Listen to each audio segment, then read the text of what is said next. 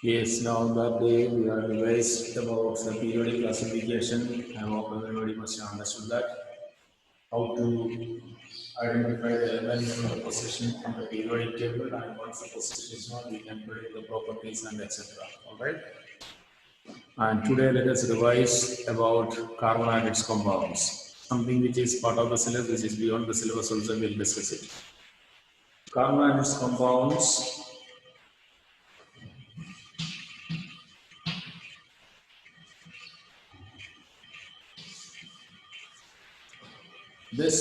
The study of carbon and its compounds constitute organic chemistry. Basically, you know that chemistry is classified into three parts: physical, inorganic, and organic chemistry. Physical chemistry involves the study of relationship between gases, pressure, volume, temperature, and etc. That is a physical chemistry.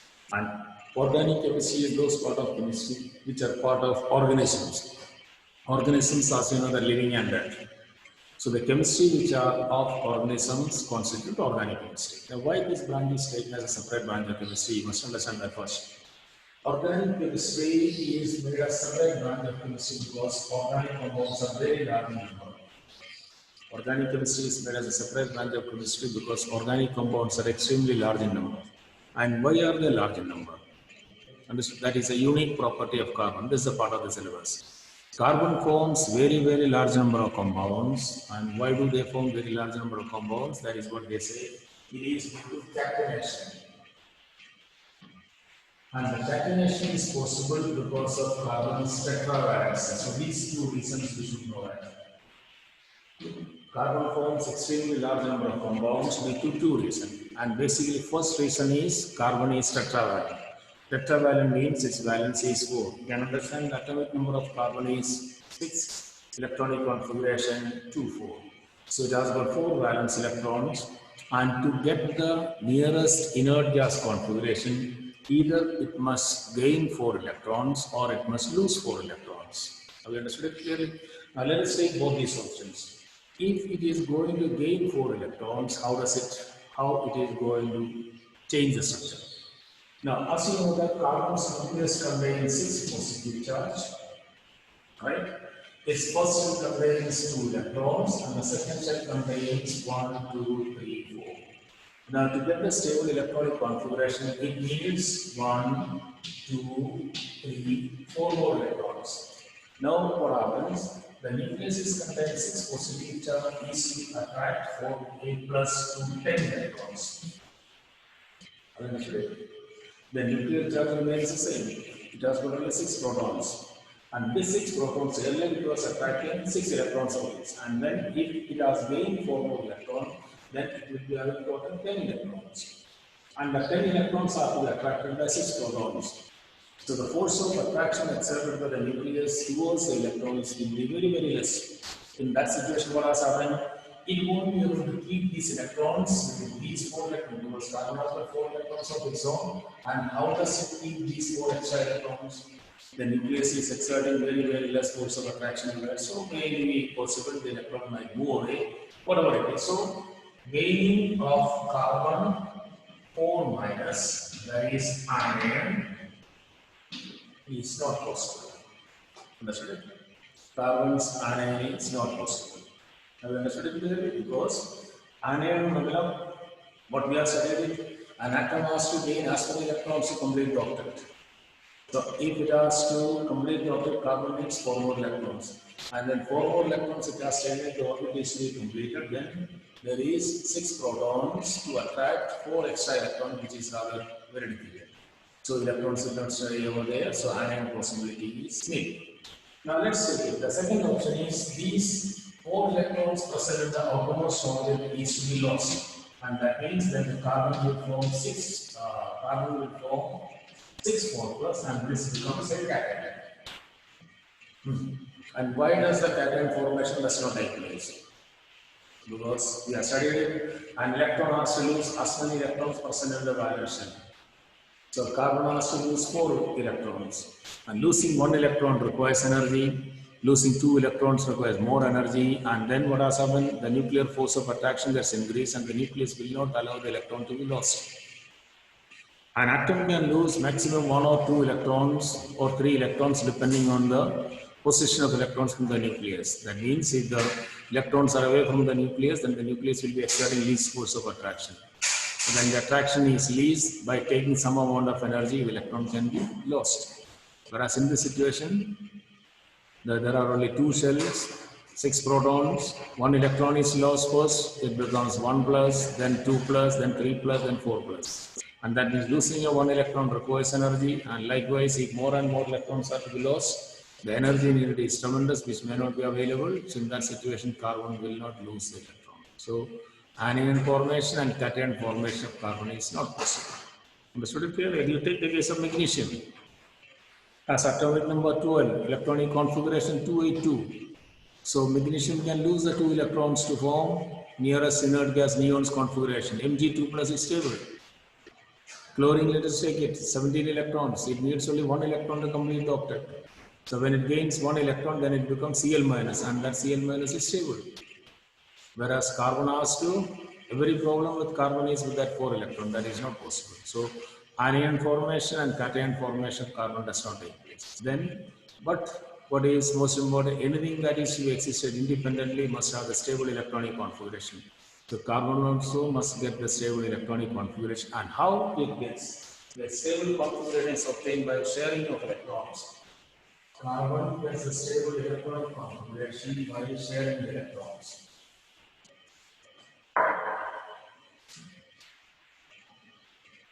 Sharing electrons.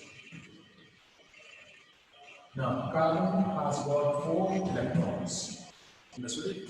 We have studied it. One pair of electrons is shared between 2 atoms, then one bar is returning. So it is sharing its electrons. Say, for example, it has shared with the hydrogen, it has shared with that of hydrogen, it has shared with that of hydrogen. And then, if hydrogen is not available, then what is likely to take place? It can link with other carbon atoms. Understood it? And this interlinking of one carbon atom with other carbon atom is known as catenation. Carbon is the only element which shows the self-linking property. Now, why does it form the self-linking?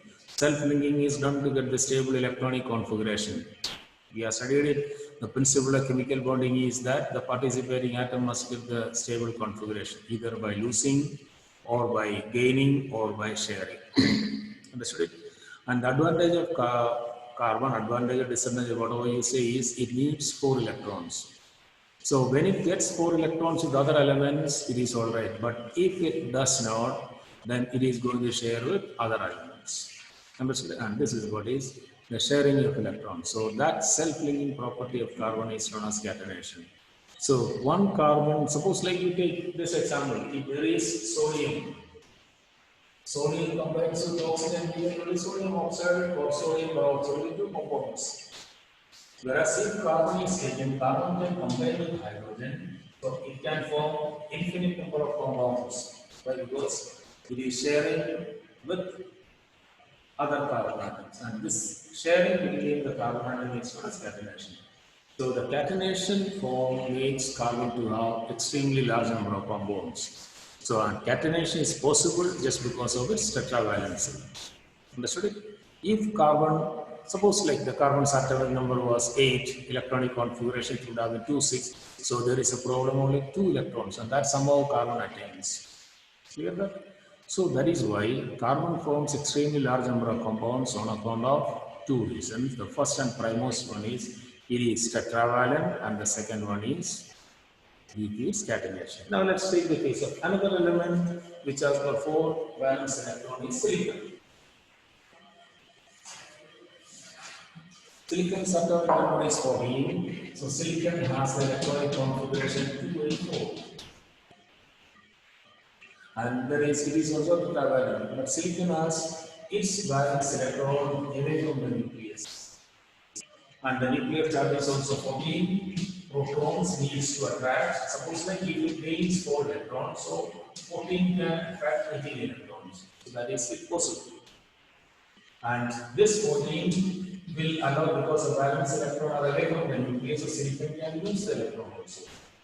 So silicon, depending upon which atom it reacts, it can form cation or anion. That means It can gain electrons or it can lose electrons. That depends on the participating atom. Have you understood it clearly? Like there is a silicon dioxide. Silicon dioxide, what is happening? Silicon SiO2. So silicon is giving 2 electrons to first oxygen and the next 2 electrons to the second oxygen. So that is why silicon dioxide is behaving like a non-metal metal. Transferring of electrons is possible. So similarly, silicon depending on participating atom, it can gain electrons also. So the problem with silicon is it is away from the nucleus. The valence electrons are away on the third shell, so there is always a chance of losing or gaining of electrons possible. So which makes the compound metallic as well as non-metallic. If it gains electron, it behaves like non-metal, and if it loses electron, it behaves like that of metal. So mostly what happens, silicon is sharing this electron with this oxygen. So silicon dioxide, when silicon dioxide is dissolved in water, we will be having S2Si silicic acid. Understood? And this silicic acid, you know that non-metallic oxide dissolved in water, we get acid. So in this situation, silicon is acting like a non-metal. Understood? Silicon has got 4 valence electron. So it is not allowed since oxygen is electronegative. So silicon is also somewhat like you can say that position is little down, so it is electronegative behaving. So it is not allowing the electron to be lost. So silicon is sharing its electron with oxygen. Silicon is sharing its electron with the oxygen. So therefore it forms silicon dioxide. And when silicon dioxide is dissolved in water, we get silicic acid. So non-metallic oxide dissolved in water, we get silicic acid. The next one is, if silicon is made to react with hydrochloric acid, pure silicon is made to react with hydrochloric acid, then what takes place? Hydrogen plus SiCl, silicon tetrachloride is formed. In this situation, what has happened? Silicon has lost the electron. Understood? So HCl, hydrogen is more electropositive. Understood? So losing of electron, hydrogen has been displaced. So it gains electron and it is forming hydrogen. Silicon is giving its electron to hydrogen, giving hydrogen silicon tetrachloride. So when a metal has reacted with diluted acid, hydrogen is displaced. That means what is one of the characteristics of acid? Acids from which hydrogen will be displaced when it is reacted by a metal. So here in this situation, silicon behaves like a metal, and this one, silicon dioxide or silicic acid, silicon behaves like a non-metal. It shows the property of metal as well as non-metal. That is why we put it as silicon metal oil. Understood? And when we compare it with that of carbon, carbon, as I told you, it has got 4 valence electron.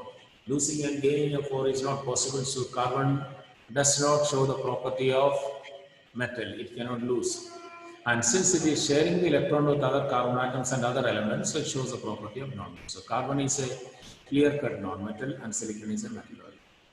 So that property, carbon shows catenation and silicon does not show catenation. Have you understood the difference?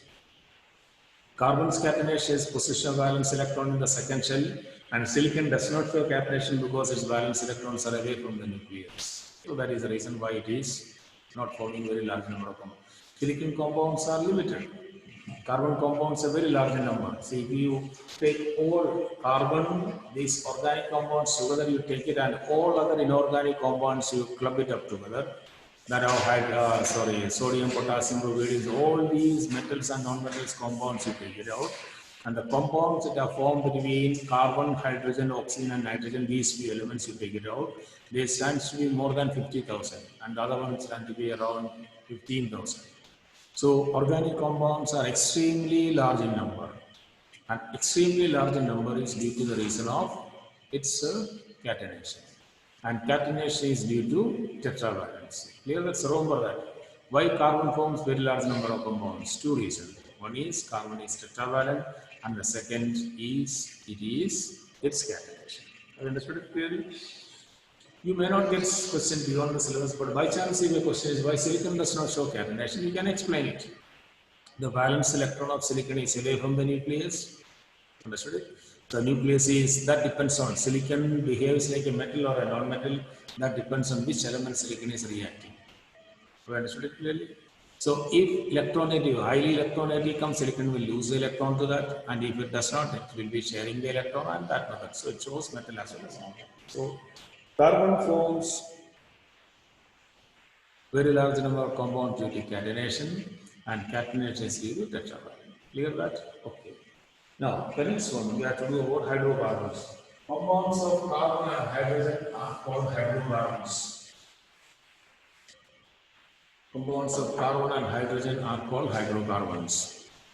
Hydrocarbons are basically broadly classified into two, thereof aliphatic hydrocarbons and aromatic hydrocarbons. These are not part of the syllabus, but there is a preliminary thing you should know that.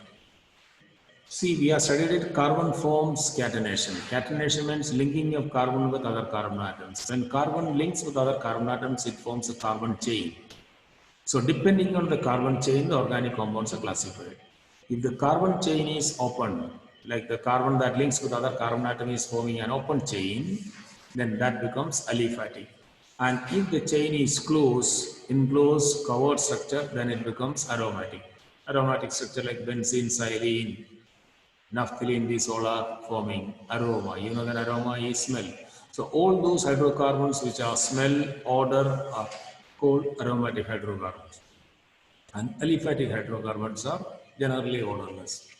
So carbon chain between the carbon atom is open, whether it is forming branch chain, straight chain, any type of chain, but it is not covered or a string structure, and that becomes aliphatic. So let's do about aliphatic one. Aliphatic hydrocarbons are classified again into two. They are saturated hydrocarbons and unsaturated hydrocarbons. So aliphatic hydrocarbons are classified into two, saturated and unsaturated hydrocarbons. Saturated hydrocarbons are, we are studying it when I told you carbon forms a chain with other carbon atoms. This is what is catenation. And during the formation of this catenation, the chain between the carbon atom constitutes a single bond. Understood? The carbon chain between the carbon atom is single, and that constitutes the saturated hydrocarbons. So what are saturated hydrocarbons? The hydrocarbons where the carbon chain is single bond.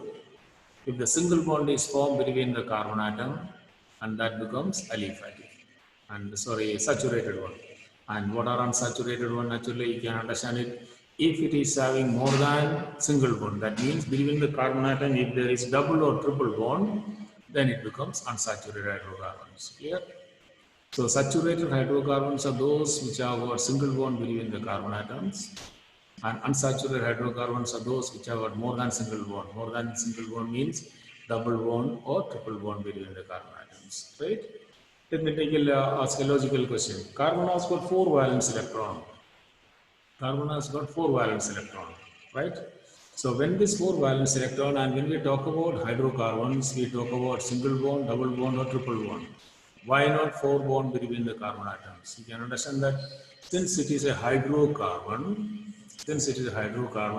so carbon needs to share its electron with hydrogen. So one bond is at least formed over there. Have you understood it?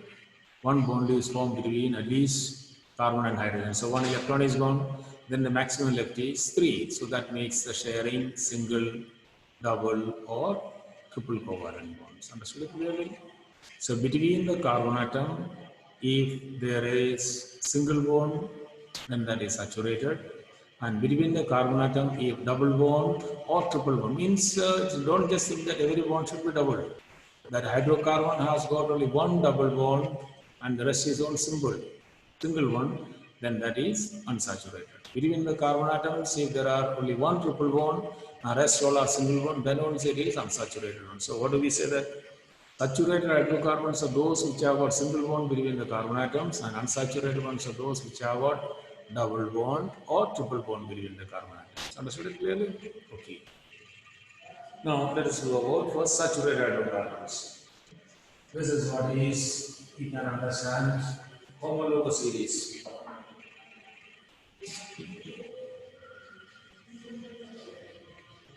Homologous series. Homologous series is defined as Group of organic compounds to be represented by one and the same general formula. Group of organic compounds to be represented by one and same general formula is known as homologous series. So, one such homologous series is that of saturated hydrocarbons, which has a general formula CnS2n plus 2.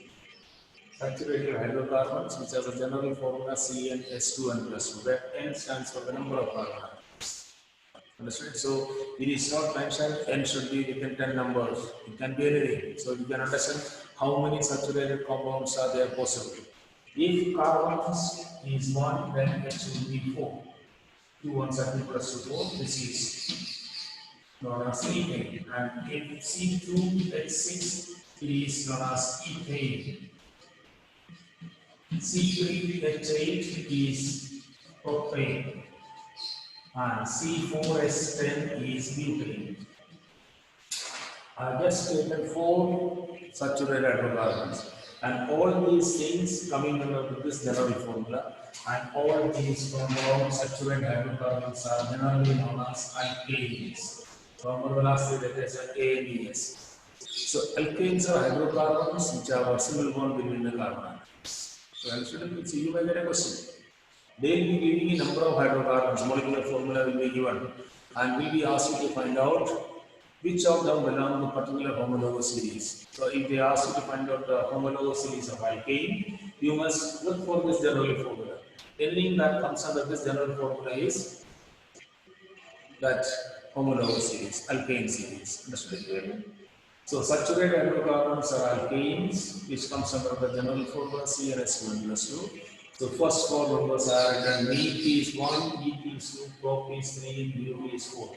So since it has got single bond, the name itself is alkane, so methane, ethane, propane, and butane. Understood? So any compound, if it is mentioned, the last name contains A and E, then it is easily understood that this compound is a saturated hydrocarbon. Understood? Let's see. C5 H2D12. So this is known as pentane because unit 5 is penta, and since it is an alkane, it is pentane. That's what it is. C6H14. Remember the general formula, 3 compound general formula, you should know that. The first one what I told you is alkane, that is CnS2n plus 2. Understood it clearly? And any compound like this is taken, and if it is asked to draw the structure, then it is very simple. Say for example, you need to make C5H12. So it is coming under the alkane structure that means between the carbon atom there is a single bond. 5 carbon atoms are added, I have a single bond between them. And the rest is you fill it with hydrogen. So 1, 2, these are 3, you know that covalent bonding, they are studying the structure. So in this method we are getting the compound. So naturally the compound's molecular formula will be automatically ordered. So 1, 2, 3, 4, 5, C5H12, and it becomes pentane, single bond between the carbon. This is about homologous series of saturated bonds. Understood it clearly? The question in order, they will be giving you 3, 4 compounds and will be asking you to find out which of them belong to particular homologous series. So we'll do the next part little later. So what you must do is look for the write down the general formula and find out this compound belongs to that general formula or not. Understood? Only that much you have to do. And then say that when it is coming under CnS2n plus 2, it is alkane. So you can have alkane series. These are the compounds of alkane series. And the name is asked. This first 4 you should know that methane, ethane, propane, butane, and 5 onwards it is pentane. Alright, pentane, hexane, etc. Okay. Yes, we will do it in the next class. Alright, study these things, whatever I told you is equally important.